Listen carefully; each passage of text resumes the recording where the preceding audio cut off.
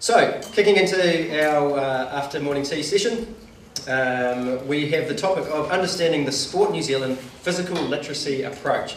And we have Colin here from Sport New Zealand. Jo has the role of young people lead. She leads strategic work to ensure quality opportunities and experiences for all young people in New Zealand. Sport New Zealand are taking a physical literacy approach to much of their work, and Jo will be providing us with an overview of what this all means and how we can support it both in the health and sports sectors. So, over to you, Jo.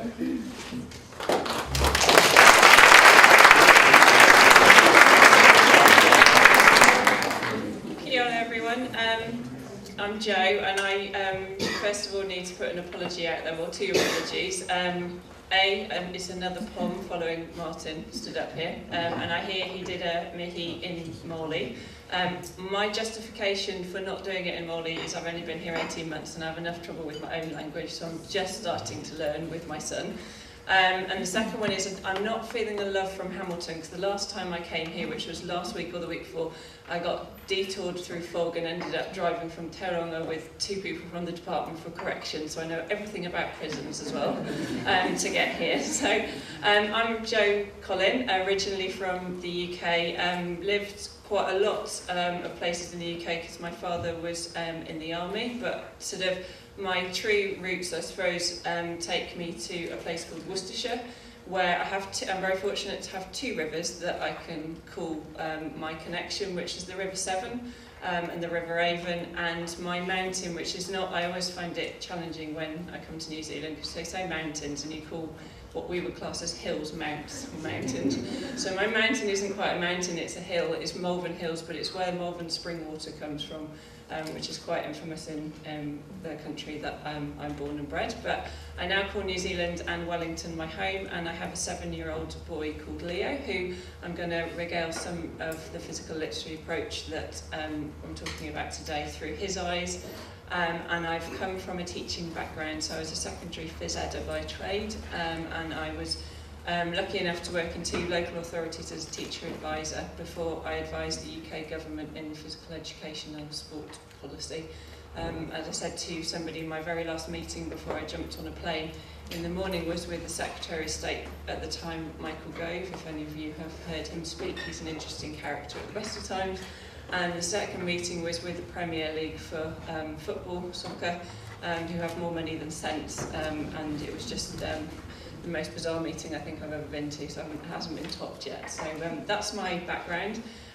Today I'm going to be talking to you about this word physical literacy, why at Sport New Zealand we've taken this approach, how it might relate to you, but as ever with us physically, people, we like to get you up, so we're going to get you up and moving in a bit as well part way through to kind of bring to life rather than you listening to my voice. And quite frankly, I'm bored listening to my own voice, having been around the country talking about this, so it's really much better that you experience it rather than listen to me. So as we said, it's physical literacy. For us, it's starting with the end in mind.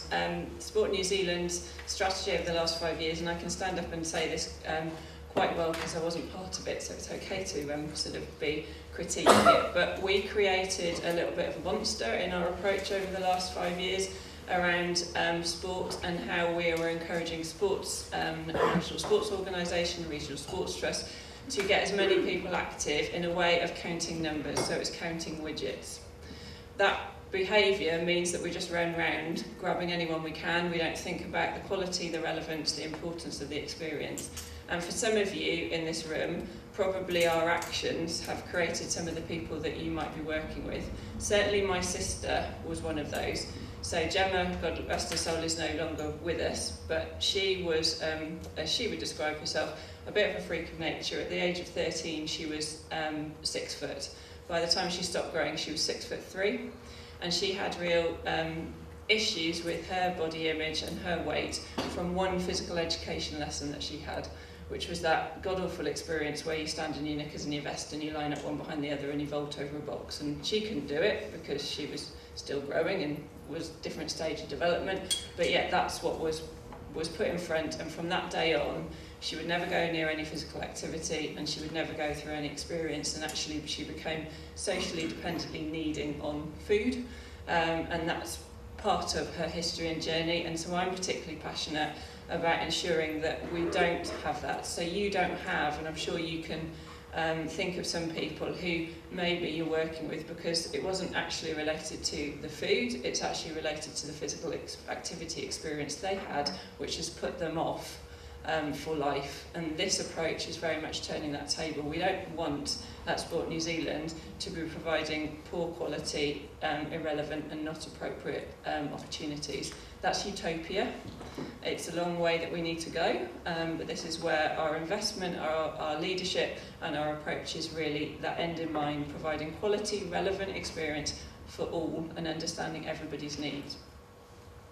So in senses, if we look at some stuff, and I challenge some of this coming from a different side of the world, but in essence you are riding high, or have been riding high, and I can say you and we, because I'm now here, on what we are doing in terms of sporting success, numbers that we've gained. Now, of course, we're going to look well because we run around chasing as many numbers as we possibly can. And I met a wonderful principal who was very honest about some of the work she'd been doing through our connections, where some of these numbers, quite frankly, are made up. They're irrelevant. They don't mean anything. Because they're just in for one moment and then moved on. But we do have a nation who, if you look at Scotland compared to New Zealand, which is comparable in terms of size, in terms of infrastructure, in terms of environment, their outlook and philosophy on physical activity is a lot less reduced in here in terms of attitude. Here, majority, not all, but a significant number. If it's still raining, we're going outside. Our outdoor approach, whereas in Scotland, it's drizzling slightly, we're not. We're staying inside, and it certainly is the case in England. So we are doing well, but I've been talking to a lot of young people. I've seen a lot of things, and I've observed a lot of sessions over the last 18 months. Some of this you will know already, but we have an issue, obviously, clearly, as there's a childhood obesity strategy with obesity. It's interesting if you look at the stats, we're the highest participating in young people alongside Mozambique. There'll be a whole different reason why Mozambique have a high level of physical activity compared to New Zealand, but we are the third in terms of obesity for young people. So it's an interesting correlation when you look at that data. The second one is my nemesis. They are benefits, but my 7-year-old son is obsessed with these fucking gadgets. And if you saw last night on News Hub, we talked at one hand about lack of reduced screen time and not enough physical activity in an early years setting. So I'm looking at Maddie for that one, it was really interesting. Followed swiftly by Sharks in the Park. So I don't know if you're sure that bit. But Sharks in the Park is a new augmented reality which involves kids running around staring at a screen in a field, chasing augmented sharks that jump at you. It was I couldn't believe it. Of course, my son just went, "Oh, I want that. I want to do that." I said, "You can run around without a screen. You don't need to chase a shark on a screen to run around the field." But that's some of the challenges we face. However, in some areas, and you will be bared to it here in Hamilton and the Waikato region, because it will be filtering through, but with Auckland, I don't think Sharks in the Park is going to take off because there ain't going to be an awful lot of space for them to run around with in terms of our infrastructure and the pace at which Auckland's developing, but also our cultural side of things. So you can see culture is changing, and with culture becomes a different emphasis on what's important. So if we look in terms, particularly with the Asian communities, in terms of what's important for them, physical activity isn't necessarily culturally high on the list. And how do we understand what's needed for them and how they want to experience that kind of environment?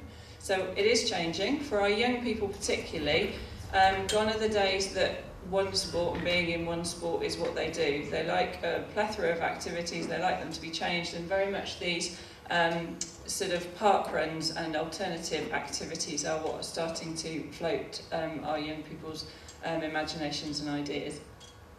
So where does this sit within community sport? Community Sports Strategy launched over a year ago. As I said before, it was sport for sport's sake. Our three philosophies at Sport New Zealand is participant focused. Our second one is around focusing on being system-led, so we're investing and developing into the system rather than programs and things that might be coming in at different examples.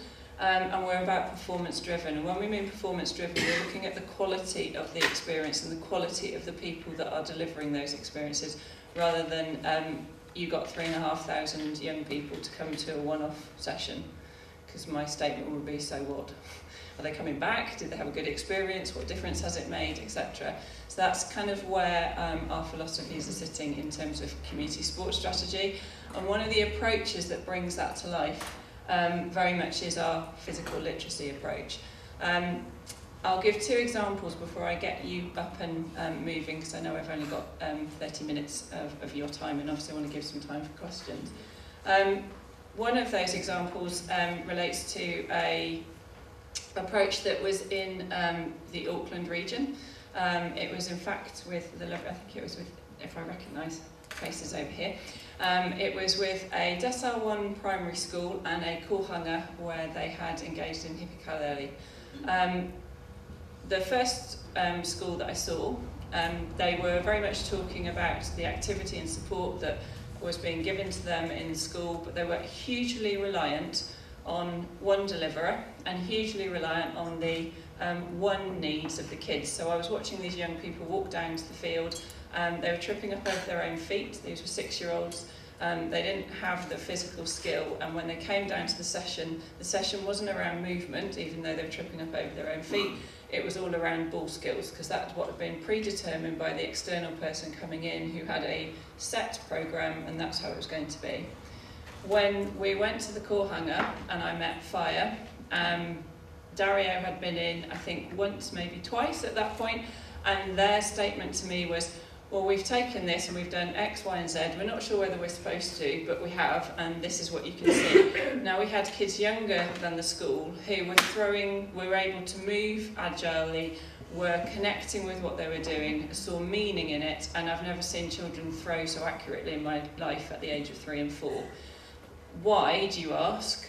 Because for me, the example of hippie kaleli is understanding the needs and the values of that community and what was important to them, and that's why that group took it and made it their own. The other side was a thing that didn't replace, didn't consider needs, didn't understand what was a value, didn't connect, and just was a thing put in for X number of weeks and removed. It made no difference, there was no value placed to it, and those kids weren't getting their needs met. So those are the 2 examples of what we're trying to do, but I'm going to exemplify that a little bit in terms of what physical literacy is by getting you to move. Now don't worry, because this is where everyone starts going grey and sweating and thinking, oh my god, what's she going to make me do? We don't have a huge amount of space, but what I'd like you to do in a second is stand up, put your chairs in so we don't have any health and safety issues, and just stand in opposite somebody, so you should be in pairs.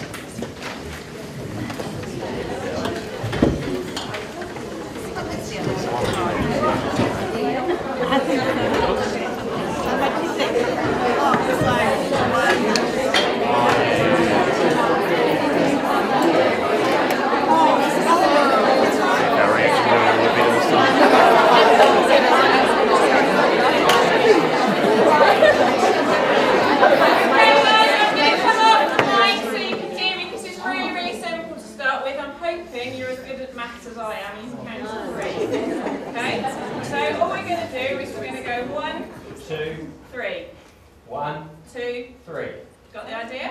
Off you go.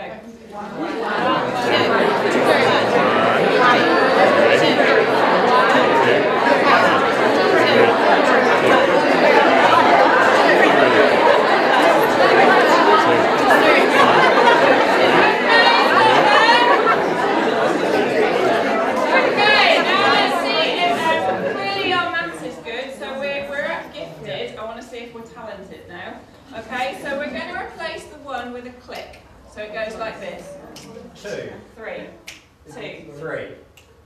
Okay, go. 3.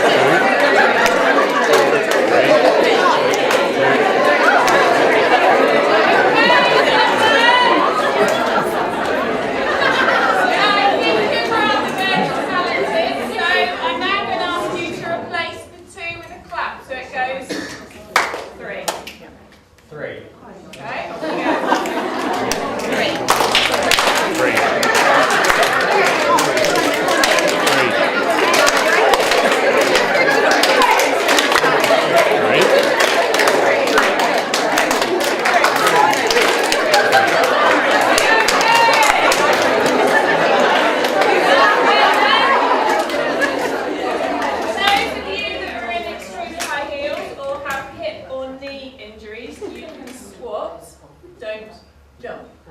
I'll get to you. So we're going to replace free with a jump, so it's going to go like this.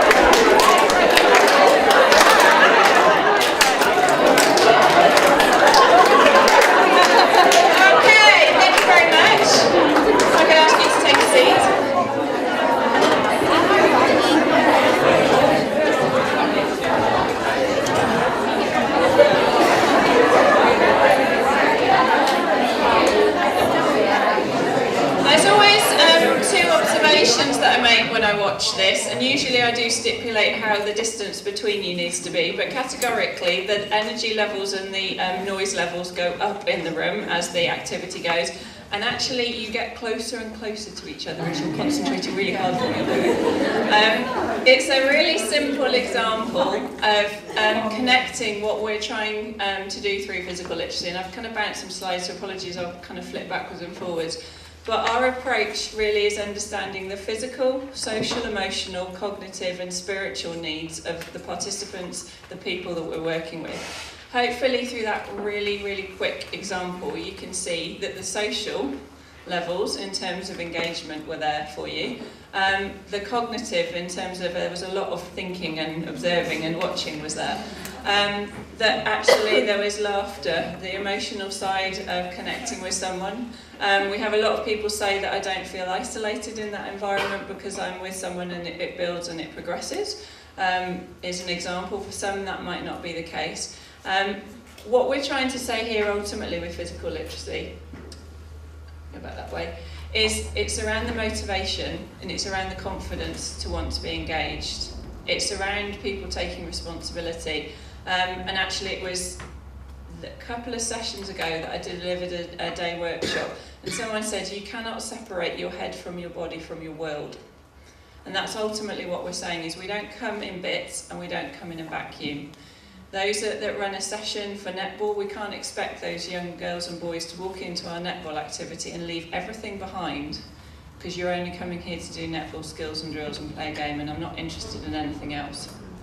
Because ultimately for us, what we want is we need our participants to value. So there are two ways, and Sport New Zealand's first approach around numbers was a bit of a stick for some things. What gets measured gets done until you take the measure away. What gets valued, what gets put in our heart will stay there and will happen forever. So how do we ensure that what we provide in the sphere, through Sport New Zealand, through physical activity, goes from here, through the physical, to here, to there? So that when our youngsters become parents, they look back and say, what's important for my children? What value do I want them to gain? Where do I want them to go? And they'll look at a physical activity or a sport that they experienced that gave them good quality. I can absolutely say that the UK didn't do this. They missed the boat. We lost a generation. We have parents now who are signing sick notes for their kids who aren't sick to miss PE and sport. If we don't get this right, we will have a generation. There are some who've had a negative experience, and if we don't help them when they become parents, the same thing will happen. So for us, this is vital.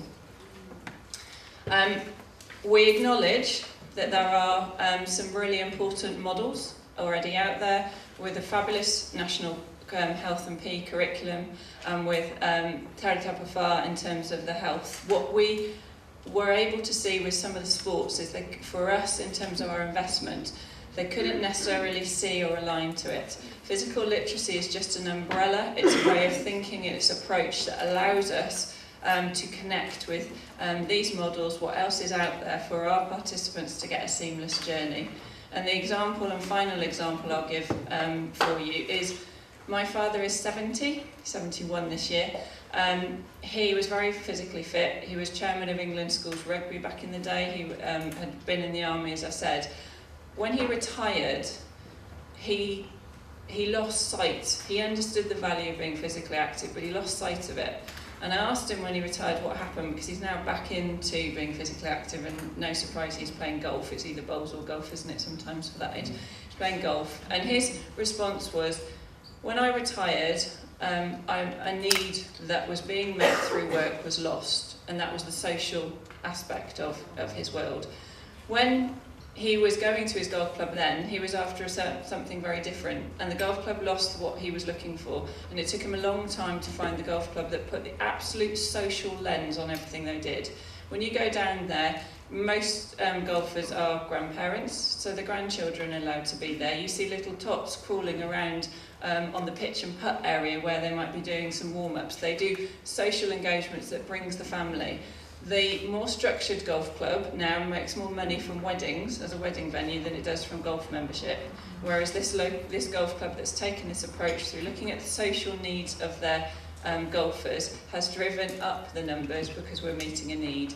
We hope that this can connect with other models and can drive our sports to consider what they're doing in a much better way. So, as I said, this is our key messages. We don't come in bits and we don't come in a vacuum. This is around all, and it's around an approach. We are the first country, because there's lots of other countries that talk about physical literacy, and most people look to Canada and say, well, isn't that fundamental movement skills and basic sport skills means physical literacy? Not to us, it doesn't. And what we are trying to drive is a far more life stage approach, which is why it's really important to bring examples like my dad. You will all have lots of people that you can imagine in that life stage. So it's from 0 to 100 plus. And we've done it in life stages to understand the needs of each of those life stages as we go through. So from early years, what are the needs and considerations? How do we ensure that what we're doing meets those needs? As we said, this is guidelines, not rules. We're not going to come around with a stick and measure to say, hang on a minute, you're not doing it. And very much we want everyone to be swimming in the same direction. That's really what we're after. I will sum it up, I think, before I hand over to questions, by one 21-year-old girl who is at Lincoln University, and her description of her experience up to 21 was confusing, contradictory, and too competitive. And what she meant was, it was confusing because her parents were telling her one thing, her teachers were telling someone else, her coach or her friends were telling something different. It contradicted because she thought it was confusing because she couldn't find the pathway for physical activity she wanted, because they were either all on the wrong day or the wrong thing or the wrong place in the wrong environment. And competitive wasn't about the competition, because kids love competition. It was actually that sports, once they found somebody good, did everything they could to keep hold of them. And in fact, all they're doing is driving kids away. And it's technology that we're driving them to if we're not careful. Thank you very much indeed, and if there are any questions. And just as we take questions, I've been asked if we could either speak really loudly or take up the mic so that we can hear. So, questions?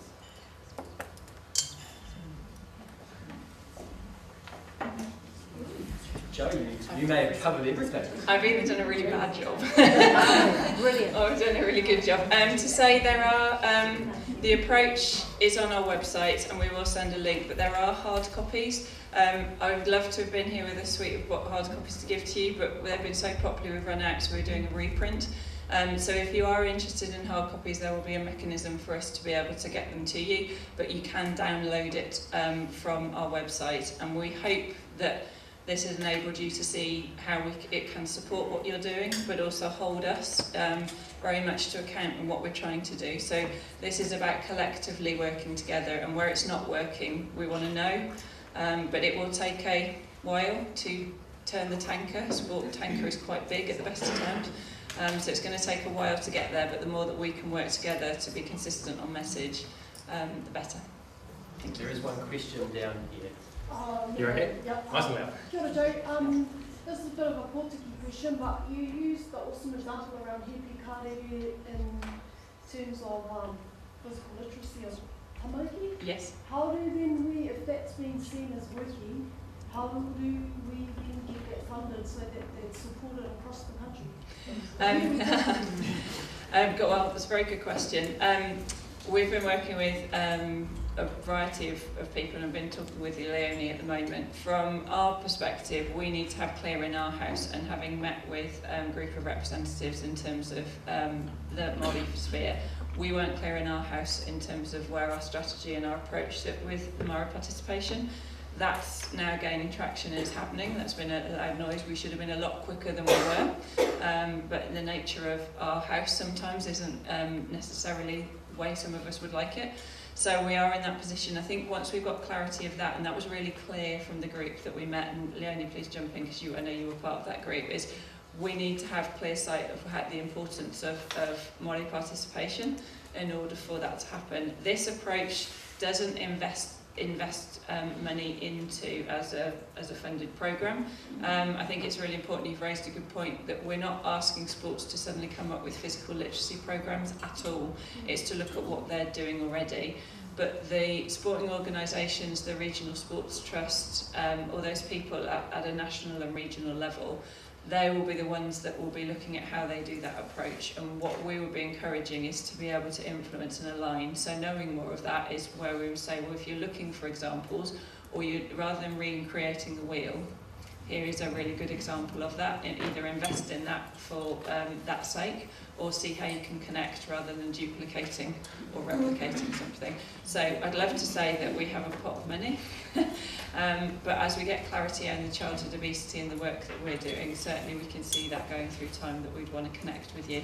And it's exactly, whether you heard the conversation, but that was exactly the conversation Leonie and I were having about 45 minutes ago. So.